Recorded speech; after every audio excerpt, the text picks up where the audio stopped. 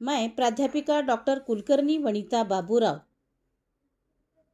हिंदी विभागाध्यक्षा, कैलासवासी रमेश वरपुड़कर महाविद्यालय सोनपेठ, तालुका सोनपेठ, जिला परभनी। तो दोस्तों, आज हम BA-SY चतुर्थ सत्र सेमिस्टर सेकंड प्रश्न पत्र क्रमांक 8, प्रश्न पत्र का नाम है निबंध तथा कथेतर गद्य। इसके अंतर्गत निबंध पर्यावरण और सनातन दृष्टि, निबंधकार है छगन मोहता। इस निबंध को लेकर आज के इस वीडियो लेक्चर में चर्चा करने जा रहे हैं। दोस्तों, पर्यावरण और सनातन दृष्टि, इस निबंध के निबंधकार छगन मोहता का सबसे पहले परिचय हम देखेंगे। तो राजस्थान के सुप्रसिद्ध समाजवादी चिंतक तथा निबंधकार छगन मोहता जी का जन्म सन 1908 में हुआ है। आप ऐसे विरले व्यक्तित्व में से हैं जिनकी औपचारिक शिक्षा नाममात्र की हुई, परंतु उन्होंने मेहनत और लगन से स्वाध्याय के माध्यम से धर्म, दर्शन, इतिहास, मनोविज्ञान, राजनीति विज्ञान, समाजशास्त्र विज्ञान, चिकित्सा शास्त्र और साहित्य आदि अनेक विषयों का गहन अध्ययन कर हर क्षेत्र में प्रवीणता प्राप्त की है। तो दोस्तों, ऐसे बहुमुखी प्रतिभा संपन्न व्यक्तित्व के धनी छगन मोहता जी ने अपना संपूर्ण जीवन ही अध्ययन और समाज सेवा को समर्पित किया है। एक संवेदनशील समाज सुधारक छगन मोहता ने अपने गृह नगर बीकानेर में अछूतोद्धार तथा महिला शिक्षा के क्षेत्र में क्रांतिकारी कार्य किया है। संक्रांति और सनातनता नाम से प्रकाशित उनकी भावनाओं के संकलन ने हिंदी में गहरी हलचल पैदा की थी। साथ ही अनेक विचारकों ने उनकी इस कृति की सराहना करते हुए उसे महत्वपूर्ण माना था। एक देशभक्त के नाते मोहता जी ने प्रजामंडल के माध्यम से स्वाधीनता संग्राम में भाग लिया और सामंतवाद के विरुद्ध क्रांति का बिगुल बजाया था, किंतु उन्होंने अपने आप को राजनीति से अलग रखा और अपने सिद्धांतों का पालन करते हुए मानव कल्याण के लिए कार्य करते रहे, क्योंकि इनकी मनुष्य और मानवता में गहरी आस्था रही है और वे संसार में मनुष्य को सबसे श्रेष्ठ मानते हैं। इसलिए वे यह भी मानते हैं कि दुनिया में किसी भी हालत में मानवता की रक्षा होनी चाहिए। तो ऐसे महान निबंधकार छगन मोहता ने पर्यावरण और सनातन दृष्टि, यह पर्यावरणीय निबंध की रचना की है, जो पर्यावरण संवर्धन और प्रदूषण जैसे महत्वपूर्ण विषय के सभी पहलुओं को सूक्ष्म दृष्टि से रेखांकित करता है। तो दोस्तों, आज प्रदूषण की समस्या मनुष्य के जीवन मरण से जुड़ चुकी है। विकास की आंधी दौड़ में वैज्ञानिक और औद्योगिक विकास ने पर्यावरण की समस्या को अत्यंत गंभीर बना दिया है।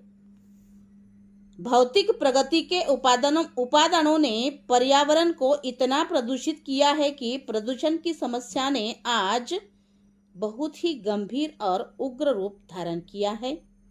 यह बात पर्यावरण और सनातन दृष्टि इस निबंध के माध्यम से निबंधकार स्पष्ट करने लगे हैं। तो दोस्तों, पर्यावरण की हमारी शास्त्रीय परंपरा भी रही है। प्रत्येक मनुष्य पर्यावरण में ही पैदा होता है, पर्यावरण में ही वह जीता है, और पर्यावरण में ही वह लीन हो जाता है। पर्यावरण की इतनी व्यापक परिभाषा है। अब पर्यावरण के स्तर देखिए। मनुष्य परिवार में पैदा होता है, परिवार में जीता है, परिवार में मरता है या विलीन हो जाता है। आज उसे चुनौती नहीं दी जा सकती, क्योंकि पर्यावरण बहुआयामी है। प्रत्येक परिवार के इर्द गिर्द एक सामाजिक पर्यावरण है और उसके कई आयाम हैं। एक आयाम आर्थिक है, दूसरा आयाम राजनीतिक है, तीसरा आयाम सांस्कृतिक है। बहुकेंद्रित होने के कारण प्रत्येक आयाम का अपना एक केंद्र होता है जहां से वह क्रियाशील रहता है। इस सारे सामाजिक, राजनीतिक, सांस्कृतिक, आर्थिक पर्यावरण के इर्द गिर्द एक और सजीव पर्यावरण है जिसे हम पशु पक्षियों तथा जीवधारियों का पर्यावरण कहते हैं। उसके भी चारों ओर इन सब स्तरों में ओतप्रोत भौतिक तत्वों का पर्यावरण है जिसे हम भौतिक, जलीय, मानवीय, आग्नेय और आकाशीय या विद्युत चुंबकीय पर्यावरण कहते हैं। तो दोस्तों, इस तरह से मनुष्य अपने सद असद कार्य में से प्रकृति के पर्यावरण का शोषण कर उसे दूषित कर रहा है, जिससे प्रकृति में असंतुलन एवं विषमता निर्माण होती है। परिणामतः सामूहिक रूप से समस्त मनुष्यों को उसके दुष्परिणामों को भोगना पड़ता है। यह बात निबंधकार छगन मोहता इस निबंध के माध्यम से स्पष्ट करने लगे हैं।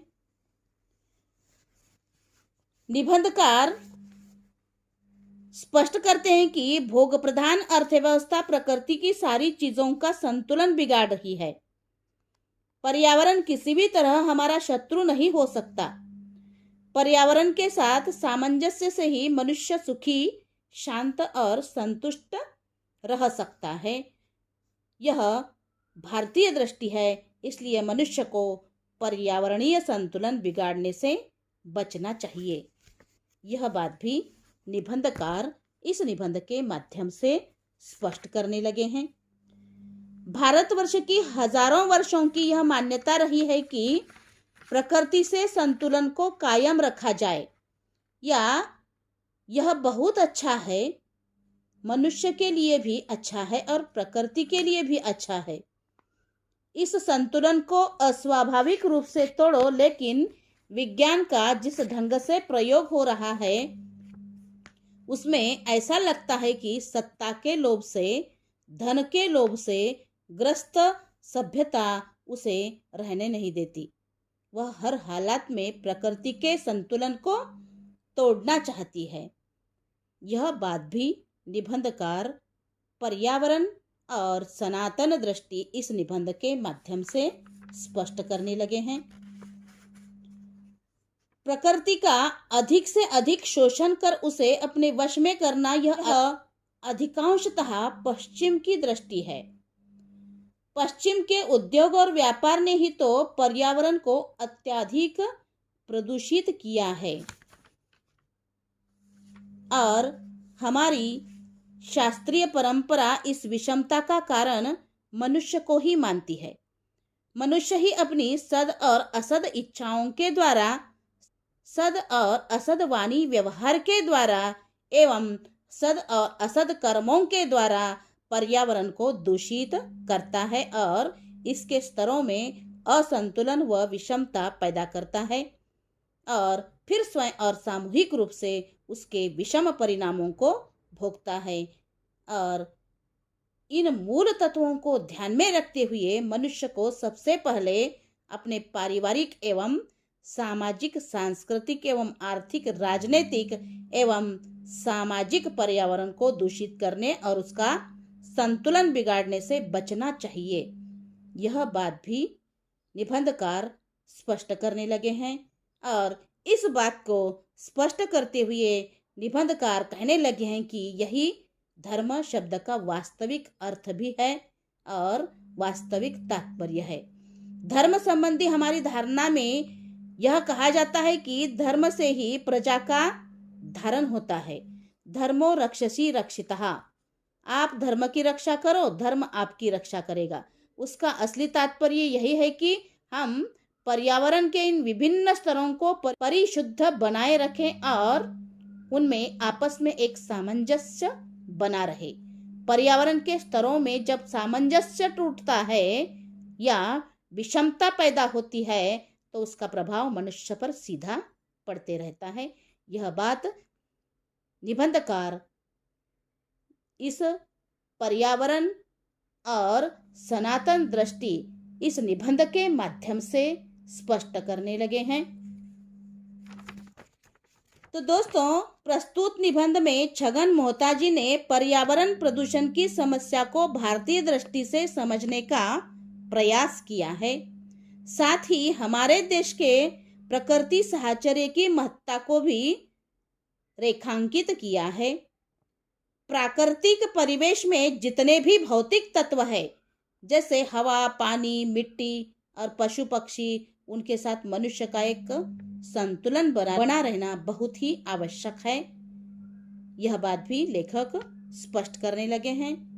और पशु पक्षी, हवा, पानी, प्राकृतिक परिवेश में जितने भी भौतिक तत्व हैं, हवा है, पानी है, मिट्टी है और पशु पक्षी है, मनुष्य है, और इन सबके साथ हमारा संतुलन बना रहना बहुत ही आवश्यक है। क्योंकि आप परिवेश की रक्षा करें, पर्यावरण को प्रदूषण से बचाए तो पर्यावरण आपकी रक्षा करेगा।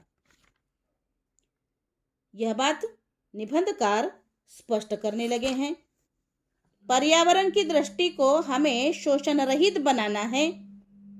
यह भी निबंधकार इस निबंध के माध्यम से स्पष्ट करने लगे हैं कि पर्यावरण की दृष्टि को हमें शोषण रहित बनाना है। वह नारेबाजी से नहीं होगा, जिसे हम इकोलॉजी की दृष्टि कहते हैं। इकोलॉजी की दृष्टि को, पर्यावरण की दृष्टि को हमें सामाजिक, सांस्कृतिक और आर्थिक क्षेत्र तक में उतारना है।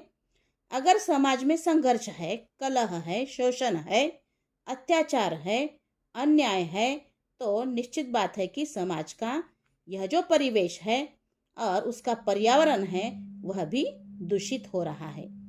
पर्यावरण का दूषण मानसिक तरीके से भी होता है, नारेबाजी से भी होता है, गुंडागर्दी से भी होता है, उसका शोषण होता है, उसका प्रदूषण होता है और वह प्रदूषण तत्काल हमें हानि पहुंचाता है। तत्काल दुर्घटनाओं में, आत्मदाह में या आत्महत्याओं में परिवर्तित हो जाता है।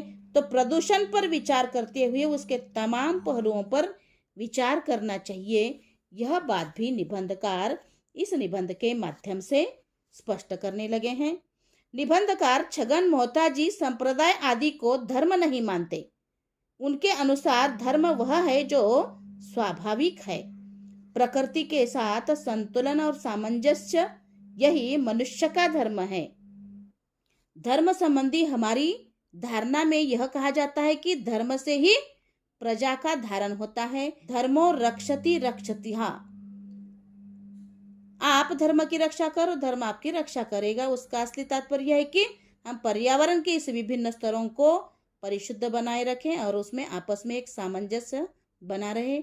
और पर्यावरण के स्तरों में जब सामंजस्य टूटता है या विषमता पैदा होती है तो उनका प्रभाव मनुष्य पर इस तरह से सीधा पड़ता है। और इस तरह से धर्म शब्द का वास्तविक तात्पर्य मनुष्य के इर्द गिर्द पर्यावरण के अंतर्गत आने वाले जो भी प्राणी और पदार्थ है, उन सबका प्रत्येक मनुष्य के संबंध होने के कारण वह उनका ऋणी है। यह बात भी निबंधकार स्पष्ट करने लगे हैं। यह निबंध पर्यावरण प्रदूषण के भारतीय संदर्भ को सूक्ष्मता से समझाकर पर्यावरण संवर्धन का संदेश देता है। तो दोस्तों, इस तरह से वास्तविक जगत का और मानव जगत का संतुलन, वानस्पतिक जगत और दूसरे प्राणी जगत के संतुलन को कायम रखने की बहुत जरूरत है। यह बात पर्यावरण और सनातन दृष्टि इस निबंध के माध्यम से छगन मोहताजी स्पष्ट करने लगे हैं। तो दोस्तों, इस तरह से आज हमने पर्यावरण और सनातन दृष्टि इस निबंध के सारांश को देखा है। धन्यवाद।